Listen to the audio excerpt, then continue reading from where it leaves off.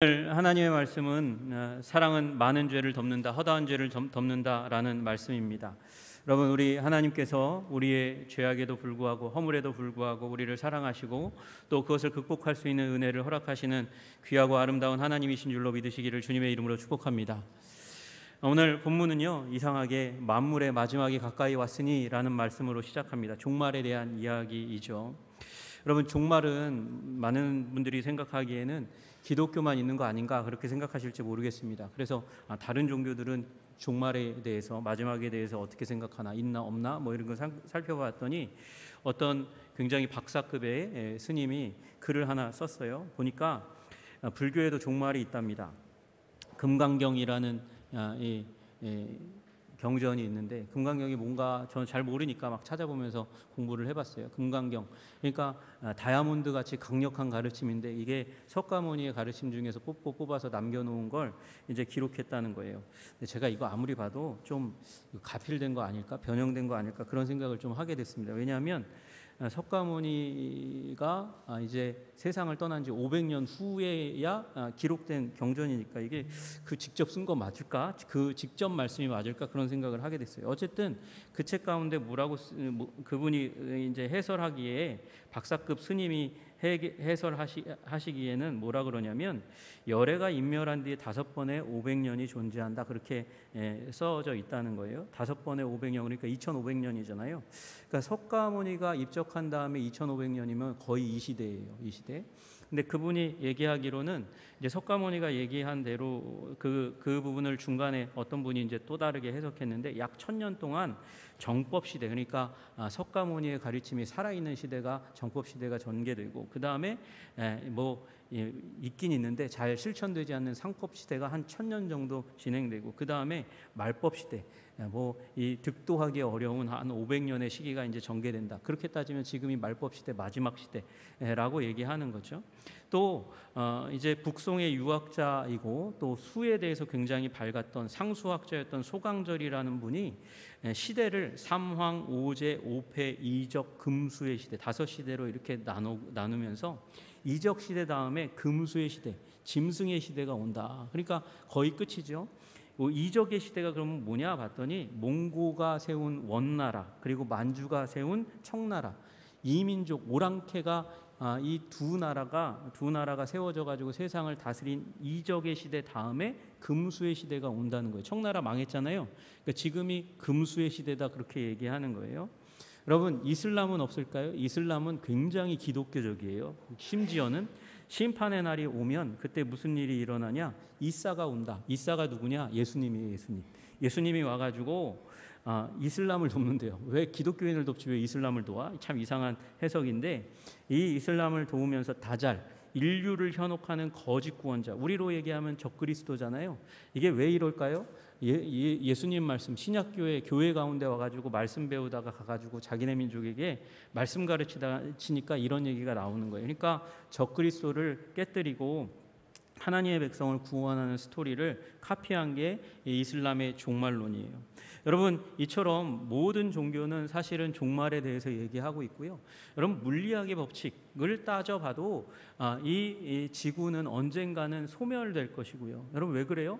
물건을 만들어 놓으면요, 핸드폰을 만들든지 책을 만들어 놓든지 뭘 만들어 놓든지 온전한 게 있다가 점점 깨지고 상하고 부서지고 깨지지, 이게 깨져 있던 거가 온전하게 되는 일은 없어요. 여러분, 물리학의 법칙은 다 온전하다가 다 소멸되는 방향으로 가는 거잖아요. 그러니까 언젠가는 하나님의 조치가 없다면 지구도 사라지게 되고 여러분도 죽게 되고 그렇게 되는 거죠. 그러나 하나님은 특별 개입을 하세요. 여러분, 우리에게 부활을 허락하시고 이 세상이 이 불의 심판을 당한 다음에는 상하지 않는 온전하게 하시는 하나님의 은혜로운 시대로 들어가게 되는 줄로 믿으시기를 주님의 이름으로 축복합니다.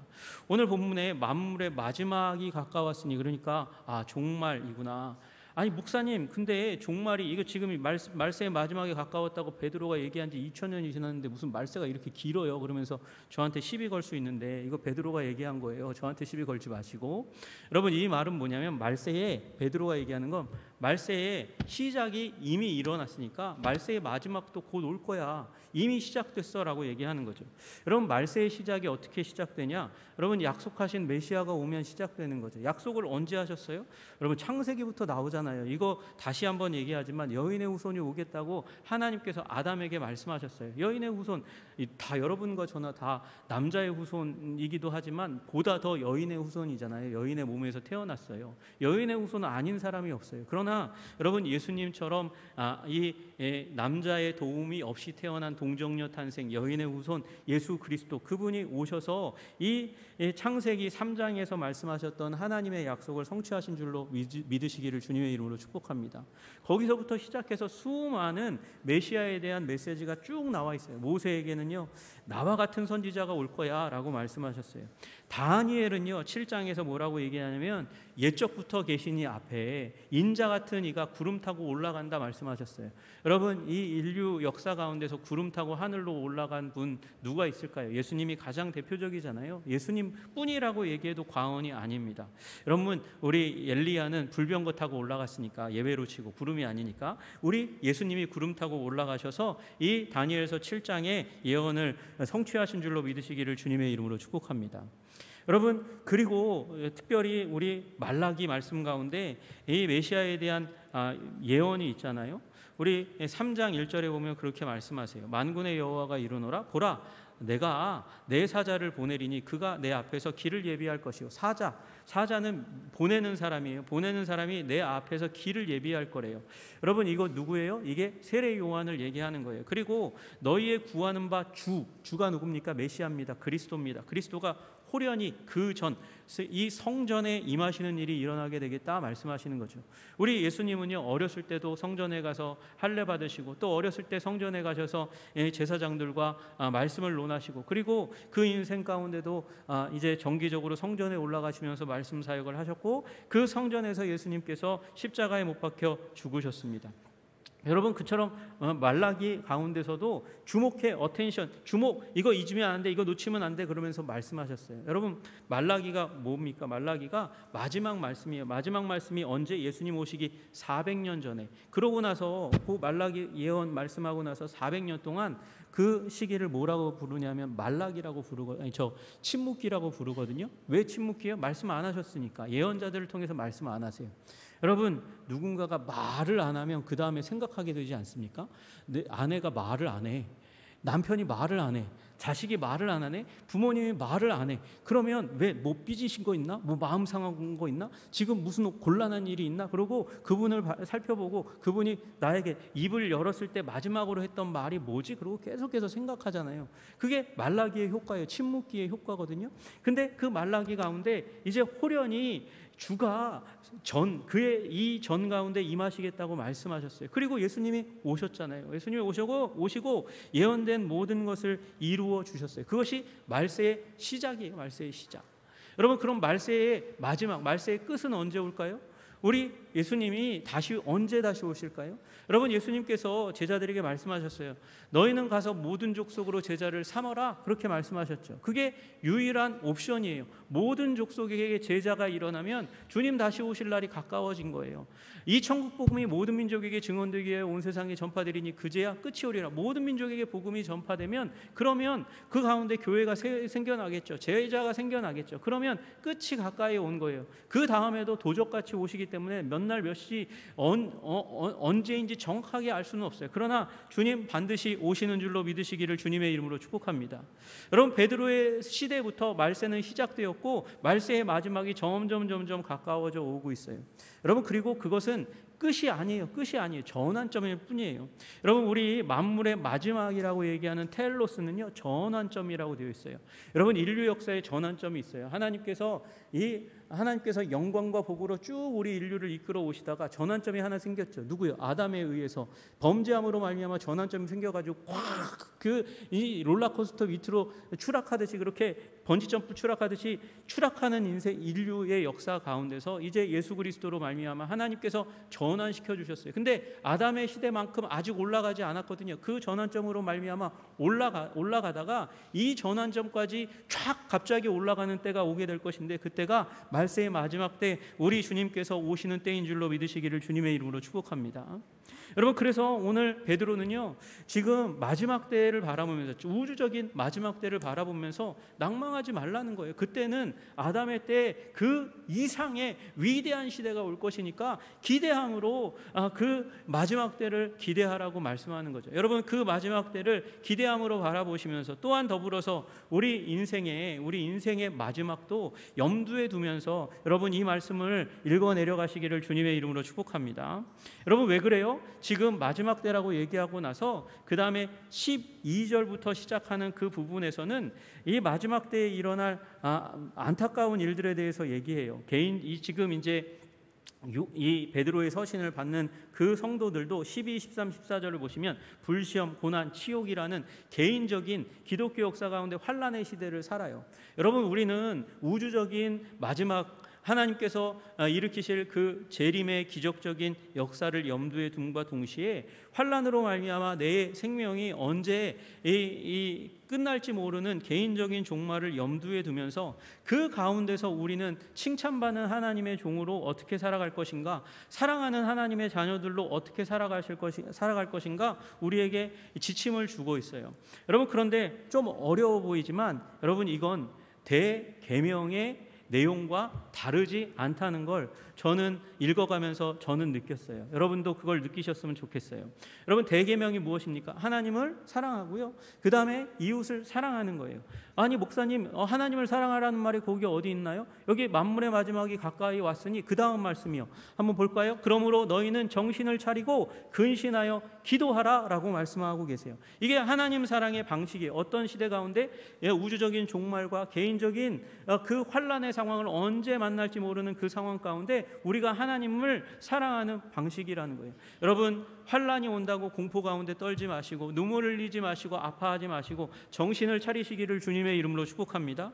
여러분, 정신을 차리라는 말은 정신을 맑게 해라, 깨끗하게 해라, 신중하게 해라, 합리적으로 분별력 있게 행동하라고 얘기하는 거예요. 놀라지 마세요. 여러분, 평정심을 유지하면서 정신을 맑게 하면서 하나님 앞에 기도하러 나아가시는 저와 여러분들 되시기를 주님의 이름으로 축복합니다. 여러분, 감정에 이렇게 도움을 받아서 기도가 펑펑 터져 나올 때가 있어요. 여러분, 그런데 그걸 통해서 기도를 배우는 거지, 여러분 그때만 기도한다고 하면 우리의 삶 가운데 하나님이 계속해서 시련을 주셔야 돼요. 그래야 감정이 자극을 받으니까. 여러분, 그 자리를 벗어나려면 우리 평상시에도 정신을 차리고 맑을 때에도 기도가 잘 돼야 돼요. 고난 가운데 있을 때 넘어가서, 여러분 환난 가운데 감정적으로 슬프고 어려울 때 넘어가서 정신이 맑을 때 합리적으로 분별하면서 기도를 배워갈 수 있는 저와 여러분들 되시기를 주님의 이름으로 축복합니다. 여러분, 그리고 근신하여라는 말은 취하지 않은 상태에서라는 말이에요. 여러분, 취하는 것 중에 대표적인 게 뭐예요? 술이잖아요. 술 취해서 기도하는 사람이 이방 종교 가운데 있었나 봐요. 여러분, 그런데 우리는 그렇게 하면 안 된다는 거예요. 술 취하지 말고. 술 취하지 말라는 건 뭐예요? 술의 힘에 기대어서 의지해서 기도하지 말라는 거예요. 술뿐만 아니라 여러분, 다른 마약에 기대어서 관계에 취해서 여러분 그 어떤 중독하게 하는 그 어떤 것에 의지해서 하나님 앞에 기도하러 나오는 것은 합당하지 않다고 얘기하는 거죠. 여러분, 술 취하지 말고, 다시 얘기해서 그 어떤 것도 의지하지 않고 정신을 차리고 맑은 정신 가운데서 기도하라, 하나님과 대화하라. 여러분, 대화는 왜 합니까? 사랑하니까 대화하죠. 사랑하지 않는 사람과는 대화할 이유가 없는 거예요. 여러분, 사랑하니까 대화합니다. 그리고 대화하면서 어떻게 돼요? 사랑을 더 키워가는 것이에요. 여러분, 우리 주님께서 말씀하세요. 종말을 염두에 두고, 개인적인 우주적인 종말을 염두에 두고 기도에, 나와의 대화에, 사랑의 관계를 키워가는 일에 애쓰고 힘쓰고 그 자리를 지켜가라. 여러분, 그러므로 기도의 자리와 그리고 시간을 지켜가시는 저와 여러분들 되시기를 주님의 이름으로 축복합니다. 그래서 기도에 능통한 사람, 하나님과 사랑의 관계를 켜켜이 성장시켜가는 저와 여러분이 되시기를 주님의 이름으로 축복합니다. 기도의 자리를 지켜 우리의 마음과 목숨과 뜻과 힘을 다해서 주님 사랑하시는 저와 여러분 되시기를 주님의 이름으로 축복합니다. 여러분, 그리고 두 번째, 우리 사람을 사랑하는 것에 대해서는 아주 정면으로 나와 있어요. 8절에 보니까 무엇보다도 뜨겁게 서로 사랑할지니, 그렇게 말씀하시면서 이웃사랑에 대한 지침을 우리에게 주고 계시잖아요. 여러분, 무엇보다도 하나님과 기도로 말미암아 사랑의 관계를 키워가는 것, 그거 하고 나서 그 다음 우선순위가 무엇이냐, 무엇보다도 우선순위, 최우선순위가 무엇이냐, 뜨겁게 서로 사랑하라고 그렇게 말씀하고 계세요. 여러분, 뜨겁게라는 단어는요, 액테네스라는 이 단어는요, 내밀다, 손을 내밀다, 뻗치다라는 단어에서 왔어요. 그러니까 여러분, 뭔가 이렇게 손을 내뻗칠 때는, 내밀 때는 목적이 있는 거잖아요. 의도가 있는 거잖아요. 여러분, 그러니까 의도를 가지고, 목적을 가지고, 또 삶에 대한 열망이 있는 거잖아요. 열망을 가지고, 그리고 사랑하라고 말씀하고 계세요. 여러분, 환난이 오면, 개인적으로 어려움을 당하면 어떻게 돼요? 사람들이요, 교회에서 슬그머니 사라지고 관계에서 슬그머니 사라지는 일들이 있어요. 여러분, 아니에요. 그렇게 하지 말라는 거예요. 베드로는 그렇게 얘기하고 있잖아요. 오히려 그 가운데서 더욱더 적극적으로 열심을 내서 사랑하라고 말씀하고 계세요. 여러분, 개인적으로 환난이 다가옵니까? 여러분, 이 말씀을 따르면 그 환난이 극복되게 하시는 하나님의 은혜가 임할 줄로 믿으시기를 주님의 이름으로 축복합니다. 적극적으로 사랑하시라는, 열심히 사랑하시라는 거예요. 여러분, 이 종말의 신앙은 열심히 사랑하는 것이고 열심히 기도하는 것이에요. 여러분, 그런데 사랑을 어떻게 해야 돼요? 도대체 사랑을 어떻게 해야 되죠?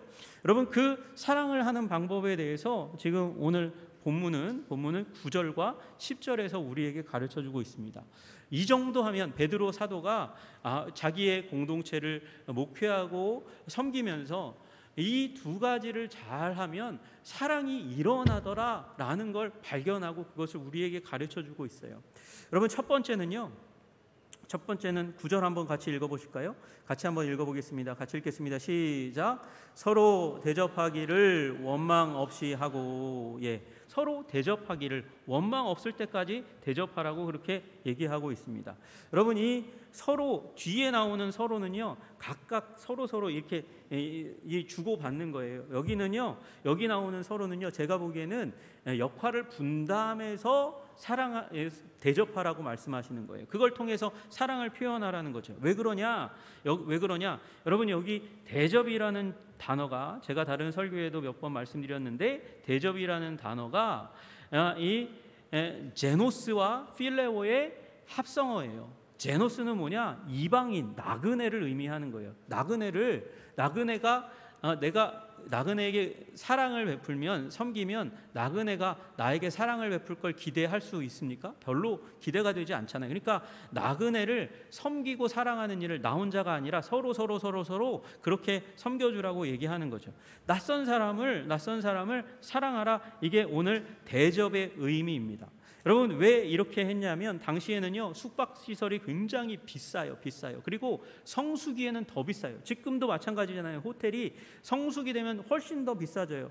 그럴 수밖에 없잖아요. 성지 순례하는 길, 절기 때마다 가게 될 때에는, 여러분, 그리고 사람들이 휴가 갈 때에는 이게 몰리니까 가격이 올라가죠. 올라갈 뿐만 아니라 물리적으로 굉장히 위험해요. 물리적으로 위험하다는 말은, 여러분, 그 당시에는 지금도 이 시건 장치가 굉장히 발달되어 있는 오늘날에도 도난 사건이 많이 일어나는데, 그때는 시건 장치도 시원치 않은 시대 가운데 얼마나 도둑이 많았겠어요?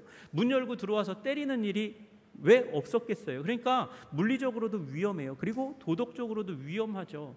여러분, 당시에 굉장히 많은 숙박시설이 음란한 시설과 함께 운영되니까 거룩해야 될 그리스도인들이 굉장히 노출되는, 이 육적인 타락 가운데 노출되는 일들이 일어났어요. 그러니까 전도자들이나 순례자들이나 교회에 다니는 나그네들이 교회에 먼저 오는 거예요. 교회에 먼저 오면 교회가 묻고 인사하고, 그리고 식사를 나누다가 우리 집에 와서 주무세요라고 하는 일들이 굉장히 많았어요.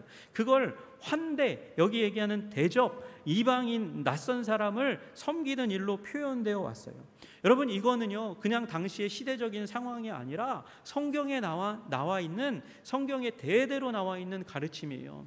왜 그렇습니까? 여러분 보세요. 창세기 18장에 믿음의 조상 아브라함이 누구를요? 손님을 영접했어요. 그런데 그 손님이 그냥 손님이 아니었잖아요. 하나님이었잖아요. 그러니까 여러분, 우리 히브리서 13장 1절 가운데 그렇게 말씀하시죠. 형제 사랑하기를 계속하십시오. 2절에 손님 대접하기를 잊지 마십시오. 이로써 부지 중에 천사들을 대접한 이들이 있었습니다 라고 얘기하고 있는 거죠. 여러분, 그래서 아브라함 이래로 우리 믿는 자들의 특징 중에 하나는 낯선 이를, 나그네를 환대하는 거예요. 그를 서비스하는 것이에요. 여러분, 그리고 이거 예수님에 의해서 완전히 방점이 빵 찍혔잖아요. 결정타가 그때 나왔어요. 여러분, 마태복음 25장, 우리 이미 나눴지만 25장 34절에 그때의 임금이 그 오른편에 있는 자들에게 이르되 내 아버지께 복받을 자들이여 나와서 창세로부터 너희를 위하여 예비된 나라를 상속하라. 천국에 들어가란 말이에요. 근데 이 주인이, 임금이 얘기하는 그 조건, 천국에 들어가는 조건을 얘기하는데 보니까 내가 줄일 때에 너희가 먹을 것을 주었고 목마를 때 마시게 하였고 나그네 되었을 때 영접했다. 이게 지금 이 대접이라는 단어로 표현되어 있는 거거든요. 나그네 되었을 때 나를 영접했다. 헐벗었을 때 옷을 입혔고 병들었을 때 돌보았고 옥에 갇혔을 때 와서 보았느니라. 여러분, 이렇게 여기 나그네를, 낯선 이를 돕는 것은 굉장히 이 시대에 당연한 일이었고요. 이걸 열심히 하다 보니까 무슨 일이 일어났냐? 로마 시대에 한 250년경에 흑사병이 이 로마 전역을 이제 지배하는 일이 일어납니다. 그래서 하루에 몇 명이 죽냐? 5,000명이 죽어요. 하루에 5,000명씩이 죽어가는 일이 로마에 일어났어요. 여러분, 이 낯선 이들을 섬기고 사랑하고 그들을 먹이고 재우는 일에 특화되어 있던 이 교회가 이때 완전히 빛을 발하는 일이 일어납니다. 그래서 가족들이 가족을 버리는데, 아버지 어머니가 아들 딸을 버리고 아버지 어머니를 버리고 그런 일, 부부를 버리는 일들이 막 일어나서 거리에 시체가 버려지고 병든 자가 버려지는 일이 일어나는데, 밤만 되면 그리스도인들이 이렇게 얼굴을 가리고 손에 장갑, 이 위생을 지켜야 되니까 와가지고 이 죽은 자를 데려다가 장례 치루어주고, 그리고 병자를 데려다가 그들을 돌보아 줍니다. 돌보아 주다가 심지어는 자기들도 그 전염병에, 흑사병에 같이 걸려가지고 죽기도 하고 살려내는 일들이 일어나요. 여러분, 그 일들을 보면서 세상 사람들이 저기에 사랑이 있고 저 사랑이 있는 곳에 하나님이 있네 그러면서 이 기독 공동체 가운데 들어와 믿는 자들이 되는 대역사가 일어났어요. 여러분, 이만큼 이 대접, 이 이방인, 난 모르는 사람을 섬기는 일은 위대한 결과를 만드는 거예요. 여러분, 그러므로 대접 환대의 사람이 되시기를 주님의 이름으로 축복합니다. 여러분, 그러면 하나님께서 쓰시는 거예요. 쓰시는 거. 여러분, 그 옆에 조건이 붙어 있어요. 원망 없이 하라. 원망 없이. 원망 없이 하라는 말은요, 소외되는 사람 없도록 하라는 거예요. 여러분, 소외되는 사람 없도록 원망 없이 우리 환대하는 저와 여러분들 되시기를 주님의 이름으로 축복합니다. 여러분, 그러면 목사님, 그러면 어떻게 하라는 거예요? 지금 교회에 처음 보는 사람 다가가서 그러면 우리 집에 데려와서 밥 먹이고 그러면 재우고 뭐 이래야 된다는 건가요? 그렇게 생각하실 분이 있을지 모르겠어요. 여러분, 그러나 이 말씀을 우리 이렇게 적용했으면 좋겠어요. 여러분, 미인대칭 비비불 하시는 저와 여러분 되시기를 소원합니다. 어떻게 해요? 미인대칭 비비불 하시라고요. 미인대칭 비비불, 뭔 얘기하는 거야? 여러분, 사람을 보면요, 미소 먼저 지으세요. 미소를 먼저 지으시는 저와 여러분 되시기를 바랍니다. 여러분, 웃는 얼굴에 침 못 뱉잖아요. 웃는 얼굴 자체는 여러분, 나는 당신을 향해서 마음이 열려져 있다는 거예요. 미소는요, 희망을 주는 그런 마법과 같은 선물이라 그래요. 여러분, 상대편을 향해서 미소 지으시기를 바랍니다. 그 다음에 미인이잖아요. 인사하는 거예요. 여러분, 옆에 사람과 인사해 보실래요? 사랑하고 축복합니다. 안녕하세요. 사랑하고 축복합니다. 안녕하세요. 예. 여러분, 인사만 잘해도 사회생활의 반은 이미 성공한 거라 그래요. 여러분, 우리 요새 이 NG 세대가요, 직장 들어가면요, 인사를 안 해요. 멀뚱멀뚱 쳐다보기만 해요. 여러분, 그런데 인사만 잘해도 사회에서 성공하는 일이 일어나요. 어떤 분이 굉장히 사장님한테 인정을 받았고요, 승진도 잘해요. 왜 그러냐? 전화를 받으면 인사를 밝게 해요. 옥타브가 올라가 있어요. 올라가서 인사 잘할 뿐만 아니라 전화하는 분, 그 옛날에는 이 핸드폰이 아니니까 회사로 온 전화에 딱 전화를 받고 나서 그 사람이 누군지 아는 거예요. 서 사장님, 박 사장님, 권 사장님, 그러면서 사장님에게 살갑게 대하는 거예요. 그 인사만 잘해도 이미 인정받는 직원이 되는 거죠. 여기만 잘해도 되는 거예요. 그 다음에 어떻게 하냐? 이 미소 짓고 인사하고 미인 대화하고 다가가서 대화하는 거예요. 다가가서 간단하게 대화하는 것이죠. 여러분, 문제는요 어디에서 일어나냐? 대화를 잘못했기 때문에 문제가 발생하는 일이 굉장히 많은 거예요. 여러분, 투명하고 진솔하게 대화해서 오해를 풀고 그리고 관계를 깊이 하시는 저와 여러분 되시기를 바랍니다. 그리고 대화의 마지막에 여러분, 비난하고 비판하고 불평하면 안 돼요. 칭찬해 줘야 돼요. 칭찬. 미인 대칭, 칭찬하라는 거예요. 칭찬하면 우리 인간의 가장 깊은 곳에 있는 욕구가 인정받고 싶은 욕구거든요. 그 인정받고 싶은 욕구가 만족되는 일이 일어납니다. 여러분, 그리고 그 과정들을 겪어가면서 비난하기보다 이해하고, 비판하기보다 협조를 구하고, 그리고 불평하기보다 칭찬해주는 삶을 살아가는 것, 이게 환대의 삶의 기초이죠. 여러분, 환대의 삶의 기초를 배워 적용하시는 저와 여러분들 되시기를 주님의 이름으로 축복합니다. 여러분, 그리고 두 번째로 어떻게 사랑할 거냐, 어떻게 사랑할 거냐? 우리 베드로 사도가 우리에게 말씀하시는 건 선한 청지기로 서로 섬겨라, 봉사해라, 이렇게 말씀하시는 거예요. 여러분, 여기 선한 청지기는 도덕적으로 착할 뿐만 아니라 여러분, 쓸모 있는 그런 종이 되라, 그렇게 말씀하시는 거예요. 그리고 이 청지기는 권한을 부여받은 사람이거든요. 여러분 가운데 그렇게 생각하실 분이 있을지 모르겠어요. 아유, 나는 하나님한테 권한 안 받은 것 같은데요. 그래서 저는 청지기가 아닌 것 같아요. 여러분, 오늘 본문을 잘 보세요. 거기 청지기의 조건이 있어요. 청지기의 조건이 뭐냐? 하나님의 여러 가지 은혜를 맡은 선한 청지기. 여러분, 은혜를 맡아 놓았으면 청지기예요. 청지기, 권한이 있는 청지기예요. 여러분, 하나님께 은혜 받으면 청지기인 줄로 믿습니다. 여러분, 은혜 받았어요? 은혜 받았어요? 구원의 은혜 받은 줄로 믿습니다. 예배 때마다 은혜를 누리시는 줄로 믿습니다. 여러분, 찬양할 때마다 하나님 앞에 나아가면, 기도할 때마다 하나님 앞에 나아가면 하나님이 우리에게 은혜를 주십니다. 은혜를 주신 청지기, 여러분, 이미 권한이 있는 청지기예요. 여러분, 이건 컴퓨터 부품을 갖다가 조립해가지고 컴퓨터를 딱 만들어 놨다는 것과 똑같은 거예요. 이제 일할 수 있는 능력이 있어요. 은혜 받았으면 청지기에 일할 수 있는 능력이 있어요. 그 다음에 그냥 여기에다가 프로그램을 안 깔면 깡통 컴퓨터예요. 깡통 컴퓨터. 아무것도 할 수가 없어요. 여러분, 그런데 하나님께서 우리를 그렇게 내버려 두지 않으시거든요. 성령의 은사를 주세요. 성령님께서 우리에게 은사를 주세요. 우리가 섬길 수 있는 프로그램을 우리에게 깔아주셔요. 그렇게 해서 우리가 섬길 수 있도록 합니다. 여러분, 그러나 컴퓨터에다가 OS 깔고, 윈도우 깔고, 맥 OS 깔고, 거기다 프로그램 깔아놓고 더블 클릭을 해야죠. 더블 클릭을 해야 거기다가 우리가 게임도 하고 타이핑도 하고 뭐 여러 가지 프로그램을 만들어갈 수 있는 거잖아요. 유튜브도 보고 그렇게 할 수 있는 거잖아요. 입력을 해야 되죠. 여러분, 우리가 실행을 해야 돼요. 그게 봉사하는 거예요. 봉사하는 거. 여러분, 봉사의 사람 되시기를 주님의 이름으로 축복합니다. 하나님께서 이미 은혜 주셨어요. 은사 주셨어요. 그리고 이제 섬기면 몰랐는데 그 컴퓨터의 능력이 막 드러나고 나타나는 것처럼 우리 안에 주신 하나님의 은혜와 은사가 드러나고 나타나고 능력으로 표현되는 일들이 일어나게 될 줄로 믿습니다. 여러분, 그런데 이 말 하시는데 갑자기 그 밑에 되게 이상하게 말씀하시는 게 있어요. 누가 말하려면 하나님이 말씀하시는 것처럼 해라. 그리고 봉사하려면 하나님이 공급하시는 것 힘으로 해라. 그렇게 말씀하세요. 여러분, 이게 그러면 어떻게 하라는 건가? 공급하시는 거, 하나님이 공급하시는 힘으로, 말하려면 하나님이 말씀하시는 것처럼. 여러분, 이게 그러면 하나님 말씀하시는 것처럼 하려면 에코를 막 집어넣어가지고 할렐루야 야야야 막 이러면서 잘해야 돼 막 이렇게 얘기해야 되는 게 이게 뭐 하나님이 말씀하시는 것처럼 하는 건가요? 권위 있고 위압적이고 엄숙하게 말하는 게 하나님이 말씀하시는 것처럼 말씀하시는 걸까요?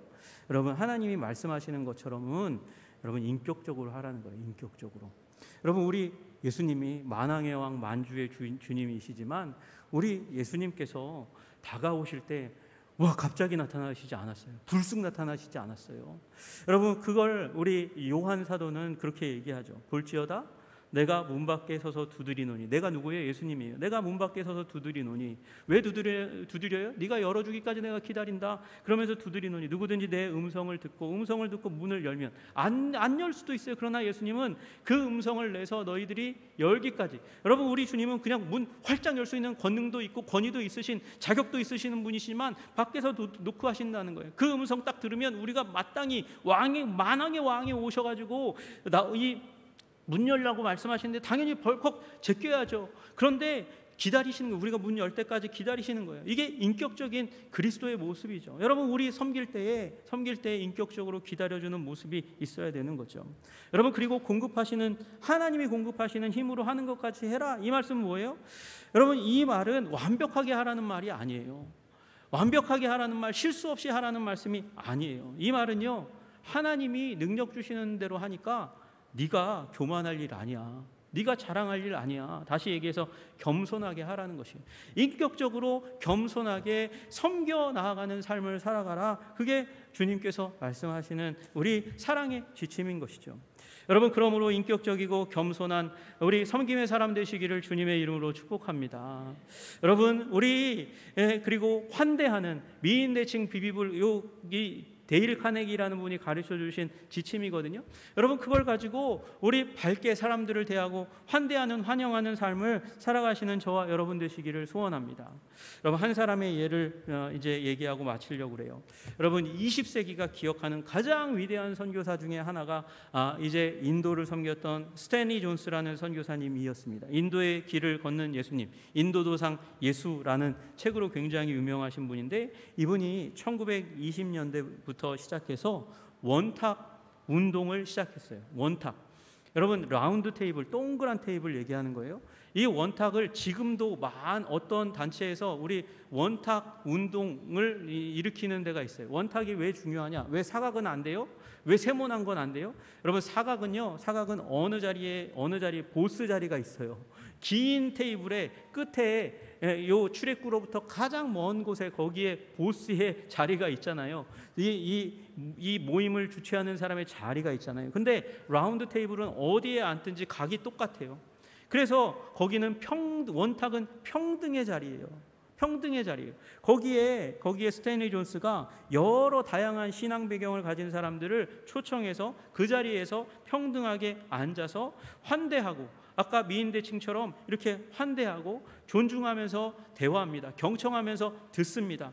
그 과정들을 통해서요, 스탠리 존스는 28권의 책을, 굉장히 영향력 있는 책을 썼습니다. 여러분, 그렇게 안 해도 사실 되거든요. 스탠리 존스는 영국의 선교사예요. 그러니까 여러분, 그 뒤에 영국 군대와 경찰과 의사와 학자들과 그리고 정치가들을 다 배경으로 품어가지고 부흥에 오세요 그렇게 얘기하고, 그리고 사람들에게 영향력을 미치면서 인도 사람들 쫙 청중으로 깔 수 있었어요. 여러분, 그런데 인도 사람이 그렇게 오면요, 가서 듣고요, 그리고 자기 집에 들어가서 힌두의 신에게 예배하고 경배하는 일이 너무도 많은데, 그러나 스탠리 존스는 그렇게 하면서 종교 간의 대화를 원탁에서 열어갔어요. 여러분, 종교 간의 대화를 누군가가 들으면 이거 WCC인데, 이 자유주의인데 그렇게 얘기하실 분이 있겠지만, 스탠리 존스 목사님은 확신이 있었어요. 무슨 확신이요? 예수 그리스도는 만왕의 왕, 만주의 주이시기 때문에 그 모든 신들보다 위대하시고 모든 지혜와 지식보다 위대하신 분이시다. 나는 그래서 예수 그리스도의 구원과 사랑과 그의 변화를 진솔하게 얘기하면 그들이 감동과 감화를 받을 것이라고 나는 확신한다 믿고 그 라운드 테이블 평등의 자리를 열어갔거든요. 여러분, 그 자리에 왔던 사람들이 나중에 이 스탠리 존스 목사님이 집회를 하면 그 자리 가운데 와서 자리를 채우고요, 그 메시지를 통해서 예수님을 구주요 주님으로 영접하는 진정한 변화의 역사가 일어나게 된 줄로 믿으시기를 주님의 이름으로 축복합니다. 그리고 그분의 이 평등의 지향이 누구에게 영향을 미쳐요? 간디에게 영향을 미쳐서, 간디가 독립운동을 일으켜가지만 주먹으로, 칼로, 총으로가 아니라 비폭력, 무저항, 평화의 독립운동을 일으켜갖고 그 정신이 우리나라에 왔어요. 우리나라 기독교인들에게 와서 우리나라도 이 일제의 총칼을 쥐고 있는 이 일제 앞에 빈손으로 태극기 하나 들고 나와서 부르짖어서 대한독립 만세를 외치면서 독립운동을 펼쳐갔고요. 여러분, 그것이 나중에 이제 1970년대 마틴 루터 킹의 이 흑인 인권운동, 평화 가운데 진행해가는 운동의 이 정신적인 지주가 되는 일이 일어났습니다. 여러분, 이 영국 사람들이 죄가 없어요? 수많은 죄가 있습니다. 그러나 스탠리 존스의 이 평등의 지향 가운데서 와서 듣고 겸손한 그 자리 가운데 감동과 감화를 받아서 예수님을 향해서 나아갔어요. 여러분, 이게 허다한 죄를 덮는다는 것이에요.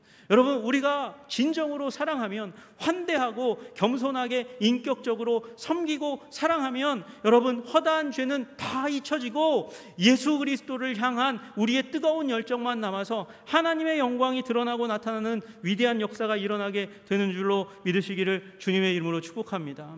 여러분, 그러므로 여러분, 이 마지막 시대 가운데서도 여전히 힘써서 하나님을 사랑하시고 힘써서 우리 서로 사랑하시는 저와 여러분들 되시기를 주님의 이름으로 축복합니다. 여러분, 넓은 가슴으로 환대하시고 인격적으로, 그리고 우리 모두가 다 겸손하게 사랑을 실천해 가시는 저와 여러분들 다 되시기를 주님의 이름으로 축복합니다. 기도하겠습니다.